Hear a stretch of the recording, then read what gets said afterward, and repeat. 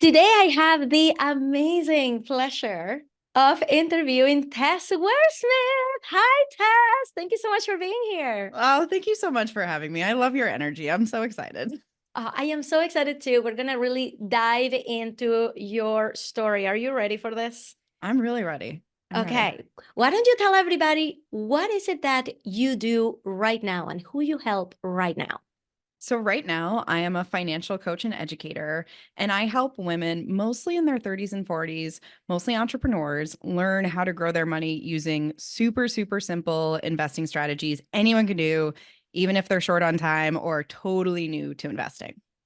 And we're going to get to that in a minute. But where I like to start is what are the things that made you you? Like, I want people to really understand who is the person that we're talking to right now. So, can you tell us a little bit of like, we're going way back, by the way. Where were you born and what was little Tess like?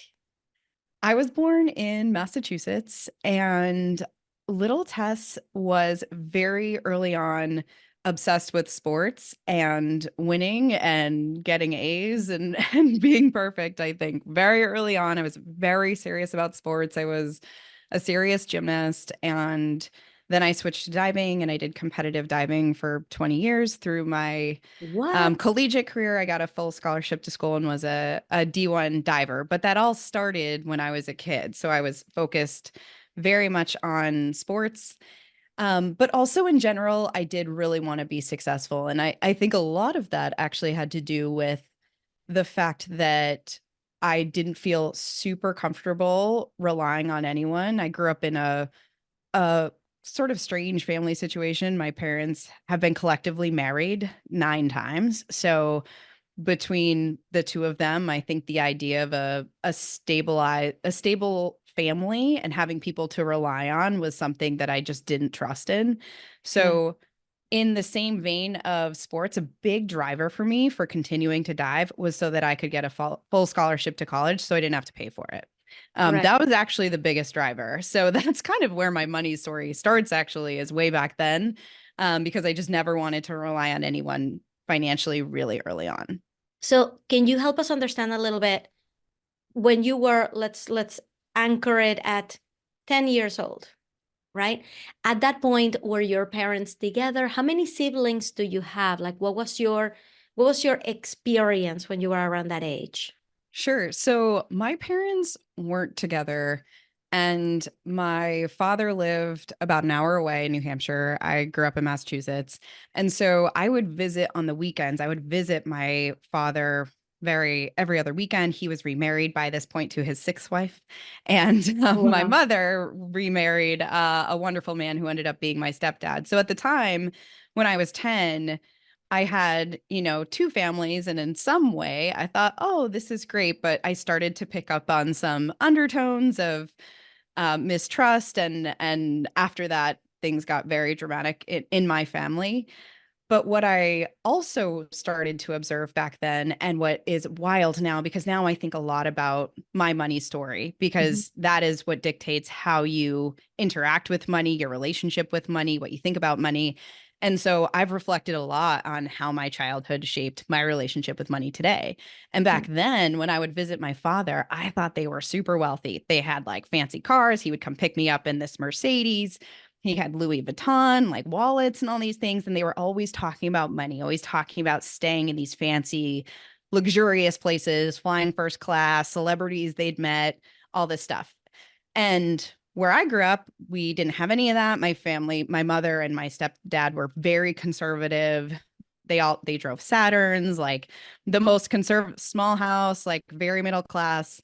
And so as I was growing up, the whole time I thought my dad's rich and we're kind of not, I mean, we weren't poor, but we're definitely not rich.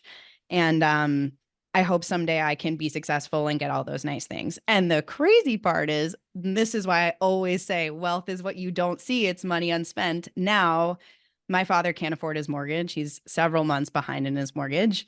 And my stepdad has since passed away, but my mother is very comfortable because they were very smart with their money, invested consistently. They didn't make a lot of money. They were academics, they were teachers, but they were consistent and they invested consistently. And now she's going to be comfortable even as a single woman. And my father's in a huge amount of debt and they will not be able to retire and they're not in a good place financially. So it's fascinating to see how that played out now.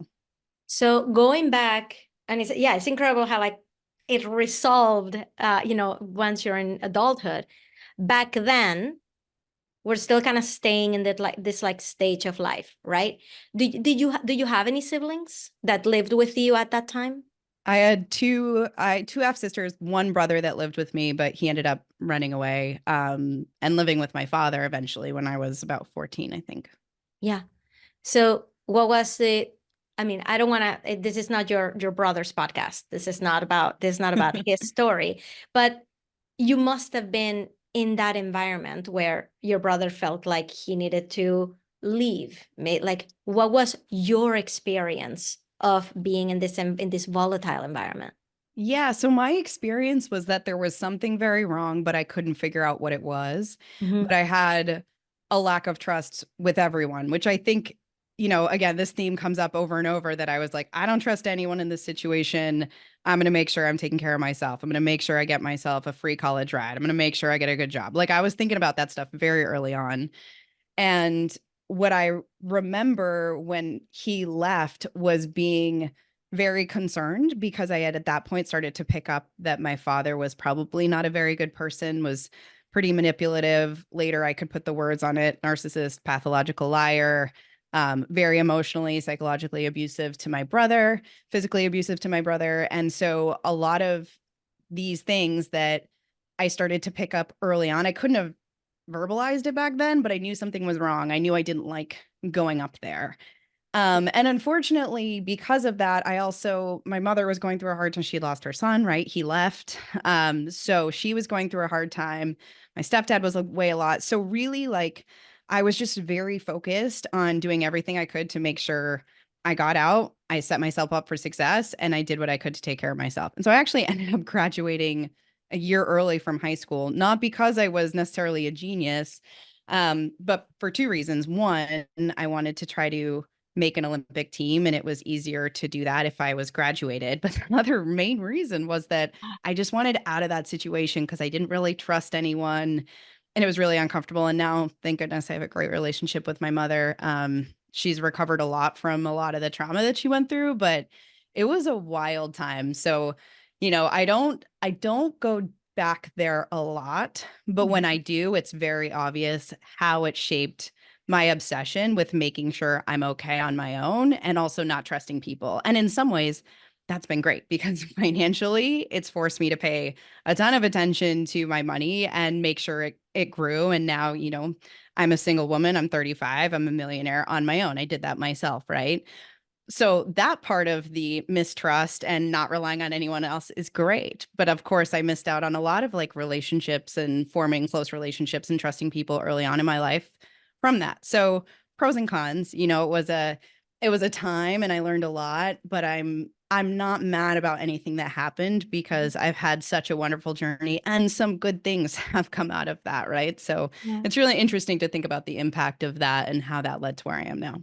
Can I just tell you, so many people have gone through similar situations, toxic environment at home, not being able to trust people, and they have not turned out as well as you have, right? You seem to have had this chip in you that told you, well, the way to get out of this is not the destructive way, right? It's not well, now I'm going to escape and resort to drugs and drinking myself, right? And just not being present. Instead, you took that in a very productive way, in a very productive path. You just said, well, the only way out of here is to actually excel rather than not.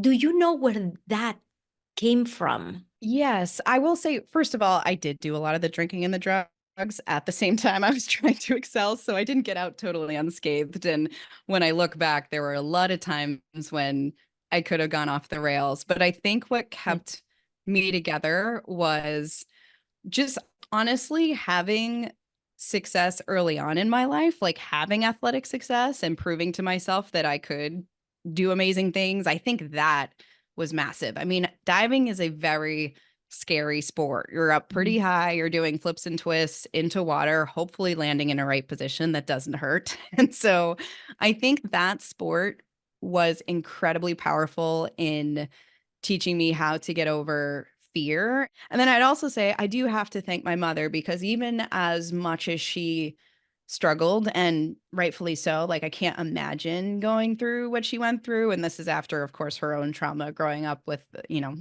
some very traumatic stuff for herself.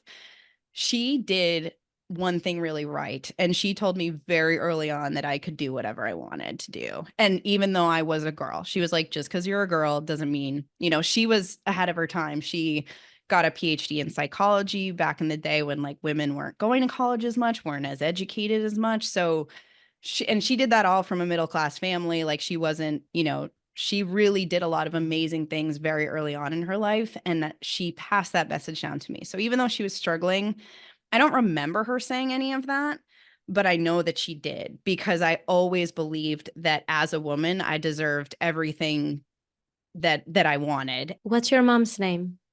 Lori. Lori? Mm-hmm. I just wanted to hold a little space for Lori, because Lori did the best she could with what she had, despite all of the situations. And that's what it sounds like. And Yes. I think she deserves a minute of recognition right here on this podcast, out of all Oh, places. that's so nice. She I, does. She did so great. And, she feels guilty, right? Because my brother turned out to have a rough life, and he struggled to some degree. But I always tell her, I'm like, I'm doing great. Like you did something right. So yeah. So let's bring this experience to your money story. Tell everybody, what is a money story? I mean, I think it can mean different things to different people, but when I think about my money story, it's first of all, it's evolving. It's not just one story that defines who you are. And I think that's really important to add ownership to that. Like you can claim and shape your own money story. But I think your money story is really the story that you tell yourself about what your relationship looks like with money. And if you haven't worked on that, for a lot of us, it's very negative. Like I grew up with a obsession of having enough money, but also a scarcity mindset. Like I was always afraid I wouldn't have enough no matter how much I made. And I was afraid to spend money on anything. There was a long time where I wouldn't go out, I wouldn't do stuff because I was just so afraid to spend money. Like it was just going to like up and walk out of my bank account. And so that was my money story until I started working on it. And now my money story looks a lot different. That is part of it in terms of like what I learned and what helped shape me. But now my money story looks different in the sense that the narrative I tell myself is that I've worked really hard for the money I have. I'm grateful, most importantly, for the money I have. And there's more out there if I want to go get more. But it doesn't define me. It's my relationship with money. And so your money story or your money narrative, the story you tell yourself about money, should and can evolve in such a way that it can help you build wealth and reduce your anxiety and create opportunities for you. And I think one other thing I'll add is a lot of people feel like they're bad at money or have a negative relationship with money or even feel like guilty wanting money. But when you reframe what you're looking for out of your relationship with money, it changes the whole equation. Like for me, what I love about money is not that it buys Lambos and mansions, which if you want that, like go get it. That's cool. But but what I want is safety, security, freedom, the ability to make an impact and help as many women as possible grow their wealth, time. Like those are the things that I think about when I think about my relationship with money and what money allows me to do. So your money story can be a lot of things, but one most important piece is that it's evolving and you have the power to change it in such a way that it can help you build wealth.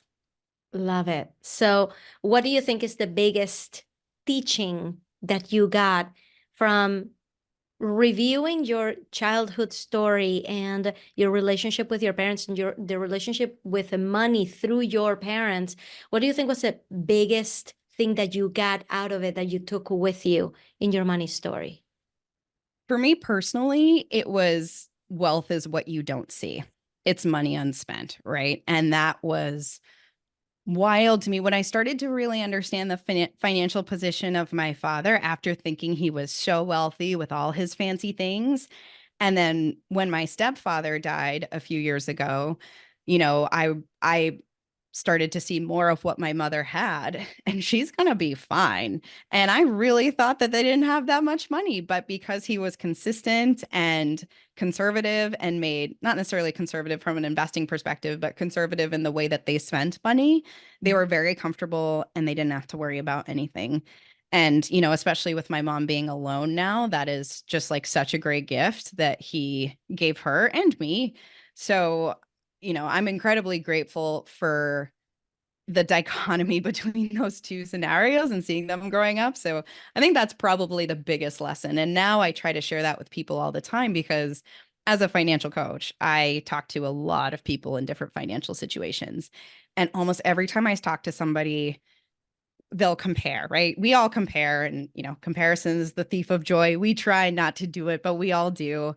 And almost every time in one of these one-on-one conversations, someone will say like, oh, like I want this, or I saw this person with that, or I see all these people making it and they're doing great. And I'm trying to figure out what I'm doing wrong. And a lot of times what they're talking about is people that have things they can't afford, houses that are too expensive for them, or cars that are preventing them from building wealth by actually saving and investing for future goals and for retirement and for taking that bucket list trip. So I think it's really interesting to think about that from a broader perspective, because there are so many people that think somebody else is wealthy and they're in debt. Yeah. And, I'm a millionaire now. I don't look like it. I live in a 2-family. I drive a Subaru. I live in Worcester, Massachusetts, which, is a tier 2 city. It's certainly not the fanciest city in Massachusetts. No one would ever know that unless I said it. And I do say it because I think it's important to normalize conversations around money. But if you didn't know me and you didn't follow me on Instagram, you wouldn't know that. So I think it's very interesting. Before we get into how you even got into investing, I want to know what happened with the Olympic dream. Finish telling us the story of your diving. So I ended up going to college on a full scholarship, and my first 2 years were pretty rough. I ended up having injuries. I got super sick. I was in intensive care for a few days, lost a ton of weight, and just kind of had surgery eventually on my ankle and just never really came back from that, unfortunately. At that point, I decided, the Olympic dream's over. I'm not going to go for another 4 years just because the amount of injuries I had, I just didn't think I'd make it. So I decided to retire after I finished college, and then I graduated into a recession and couldn't find a job. At this point, I'm like super nervous about having enough money. I'm looking for the highest paying job I can find. I can't find anything. It's 2009. Like there are no jobs to be found in what I wanted. And so my old diving coach reaches out to me and he says, "Hey, they're looking for national level divers to dive in this Cirque show on cruise ships." So, so my diving story ends where I did not make the Olympics, but I ended up diving on Royal Caribbean Cruise Lines in an aqua show, much like Cirque du Soleil, for Wow. several years. And it was amazing experience. I met so many great people. And that's actually where my money story really begins, because I was able to save a lot of money on this cruise ship. And that allowed me to start to learn how to invest. And, the rest is history. So that's where that story ended, which I could never have predicted.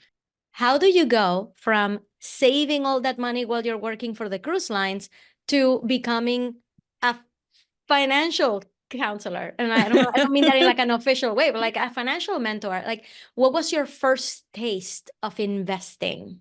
Yes. And the first taste of investing is why I do what I do now. So I saved a bunch of money on the cruise ship and I thought, this is my chance. I knew enough to know at that time that it needed to be invested, but I couldn't tell you any more about what that actually meant. Like I knew I needed to be investing. I didn't really know how to go about that. So I ended up reconnecting with somebody that I knew and trusted, that I had grown up with, was a few years older than me, that I looked up to. And she was a financial advisor and she was a fiduciary. She was somebody legally obligated to act in my best interest. And so I started giving her my money, asking her to invest it. And quite frankly, at that time, I just thought I was not smart enough to do it myself. I thought it was only for special snowflakes that had a special education and economics degrees. And I was like, surely I cannot invest on my own. So I'm just going to give it to this person. And unfortunately, after a few years, I started to figure out through a weird course of events that this person wasn't investing in my best interest, that my returns were far lower than they should have been, that I was paying an incredible amount in fees, and that they had sold me a financial product, which they positioned as an investment that wasn't an investment. It was an annuity, which is basically like investment product that can help you create your own pension in retirement. So you get like a specific amount of money every month based on how much you invest.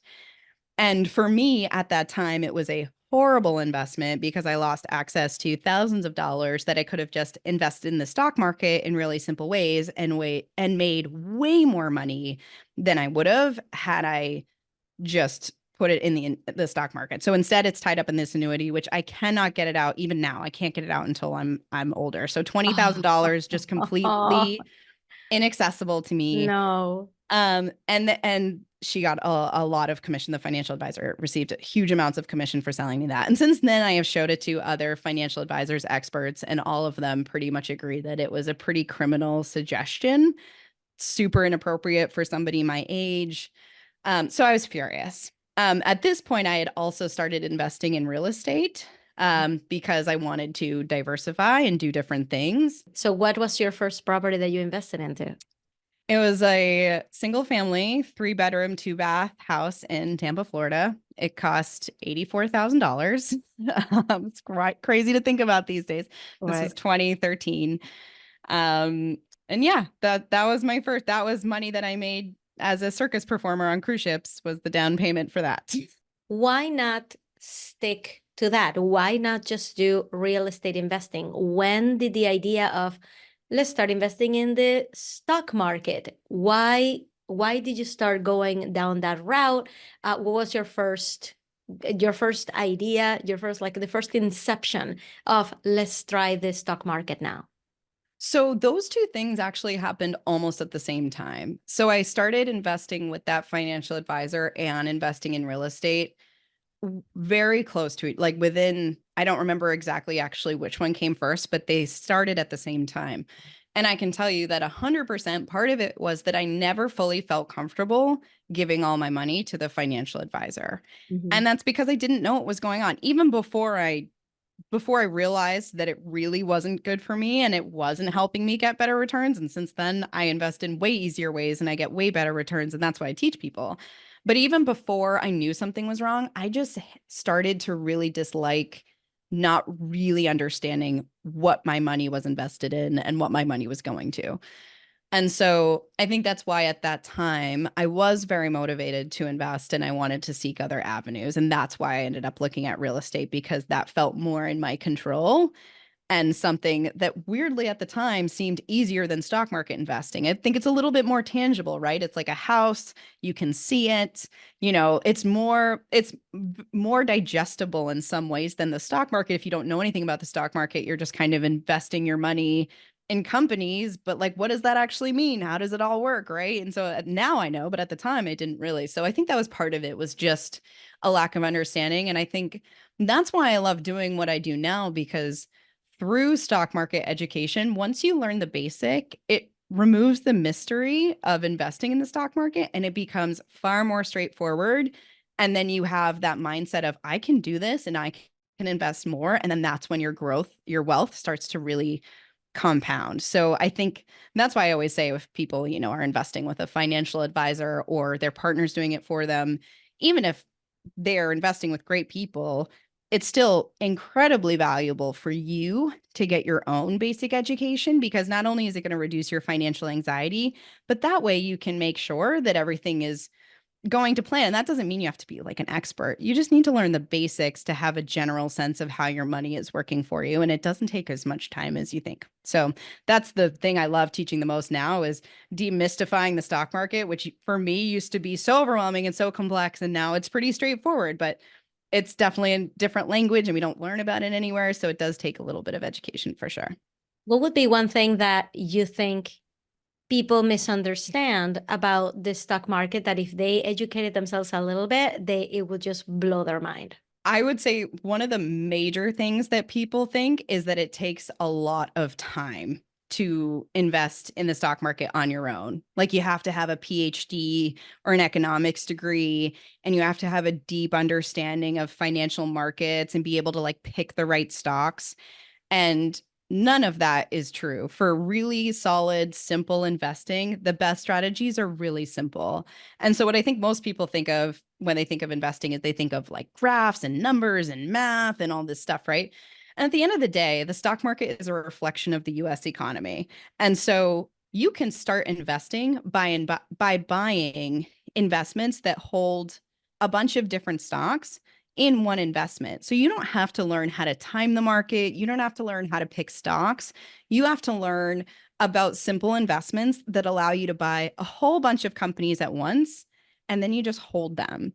And these are called index funds. This is one of the best inventions for the average person that every single person needs to know. If you have one takeaway or listening to this, like go Google index funds and learn the basics, because really what this is like the variety pack. So instead of going and getting yourself, one type of chocolate, you get a box of chocolates and it has all these different kinds of chocolates. Some of them are going to be great. Some of them are going to suck, but you don't have to worry about it because you're just buying a box with a variety pack. And that's really what index funds are. They're the variety pack of investing that make it easy so that you don't have to time the market. You don't have to pick stocks. You can just buy a couple investments that hold hundreds of thousands of these companies, and you can just hold them. Because the beautiful thing about the stock market is that historically, over time, it has only gone up. It has only gone in one direction. Yeah. So if you hold a big chunk of these companies in one investment, very likely over time, it's going to go up. And that's how simple investing can be. I'm somewhat oversimplifying, but it really can be that simple if you just choose a few straightforward investments that are the variety pack. Why did you try your hand at coaching? Where did that idea come from? You could have stayed investing, diversifying your portfolio, becoming richer than your wildest dreams. Why coaching? Several reasons. One, I've always been a coach in different ways. So I've coached diving. I was an assistant coach for University of Utah for a long time. I used to coach Olympic weightlifting. I did Olympic style weightlifting in my 20s as well. That's crazy. You've lived like 9 different lives already. That's great. And then I worked for a marketing agency and I managed a large team. And my favorite part of that was leadership, not even managing them to help them be better at their job, but I just loved helping them find ways to get promoted and to be more confident and to speak more clearly. And I've always just been generally interested in helping people level up in whatever way that meant for them. So I've always been coaching in different areas of my life. When it comes to financial coaching, I would say at this point, it's not an option, it's a moral obligation. Just based on what I went through and the fact that I don't want to understate the fact that I worked really hard for money. I saved it and I gave it to somebody that a financial advisor, a fiduciary, somebody that should have taken that money and done everything they could to make it better for me. And they made it worse in some cases. And that was honestly heartbreaking. Like I cried a lot. I felt super stupid because the whole thing had been about making sure that I was comfortable with my money and doing the responsible thing by not cavalierly investing it myself and by finding someone to do it for me. And I thought that was so responsible. And it turned out to be one of the worst decisions I've made in my life. And so that to me is enough motivation that I feel morally obligated to teach as many women as possible that whatever you think about investing that's holding you back is possible to overcome with so much less education than you think. Like when I teach, I have a program where I teach women the basics of investing. In 4 weeks, a lot of these women open up their own retirement accounts and choose their own investments. In 4 weeks.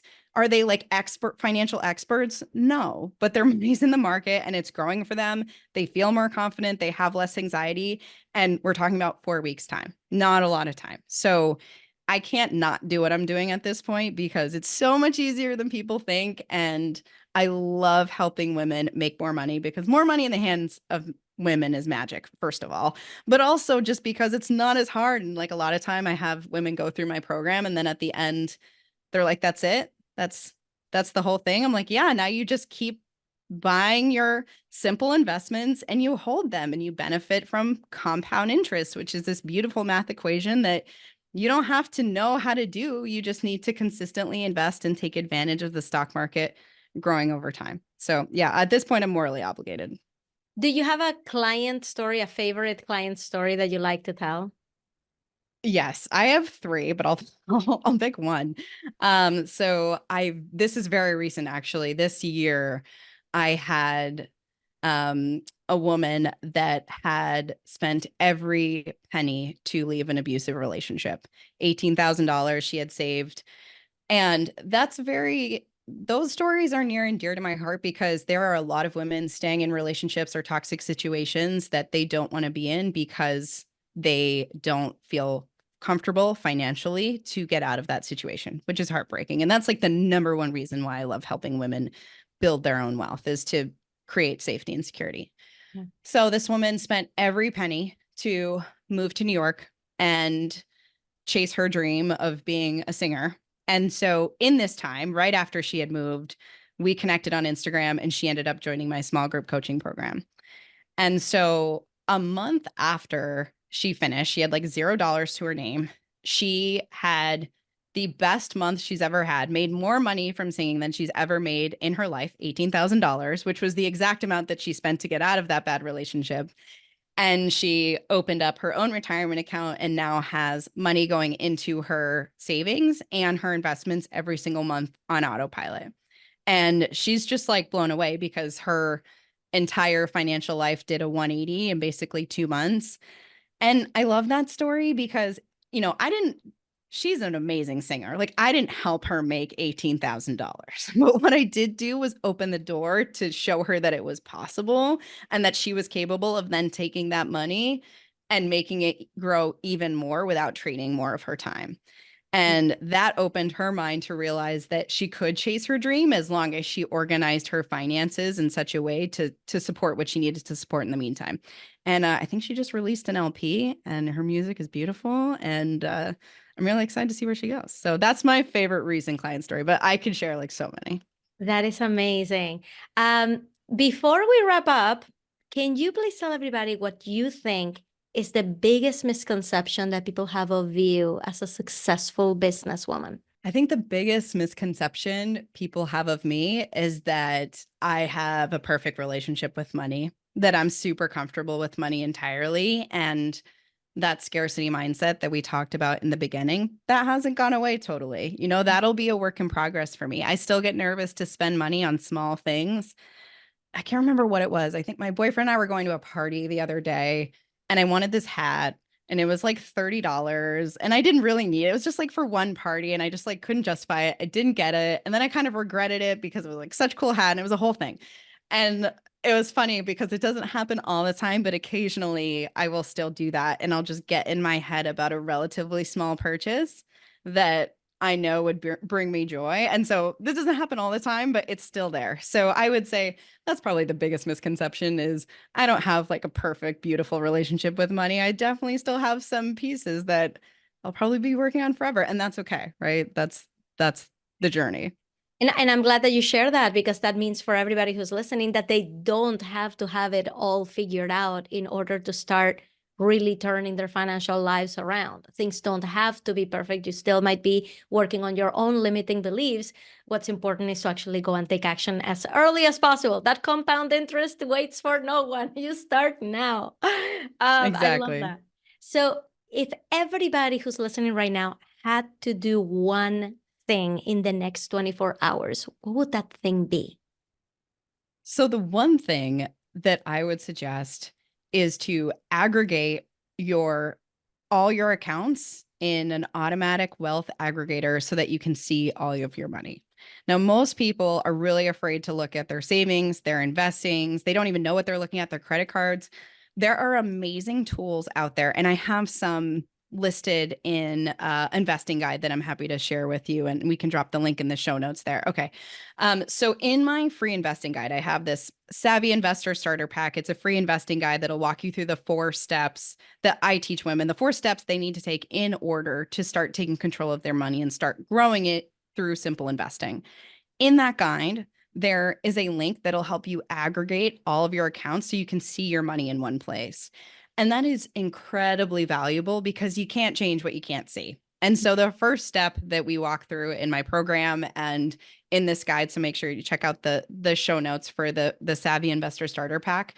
But that clarity, having all of your accounts in one place so you can actually see your net worth, so you can start to see what your money looks like holistically, is a life-changing thing. And it can start to trigger some more positive money behaviors without actually like increasing your income or changing your life significantly. It's just visibility, right? So that's the first thing that I would suggest that everyone do if you don't have that. Can you tell us the link right now? Absolutely. So moneyconfidentcoach.com/savvy. Thank you so much, Tess. Tess, this has been amazing. Thank you so much for being so open and generous with your story. I know that I learned a ton. Can you please tell everybody where to follow you and where to learn more? Absolutely. Well, thank you so much for having me, first of all. You created such a safe space here and you have such an amazing podcast. So I appreciate you having me. The best place to learn more would be with the Savvy Investor Starter Pack. So that's going to be in the show notes. If you go to moneyconfidentcoach.com/savvy, that has a lot of small nuggets that you can take to start improving your money situation today.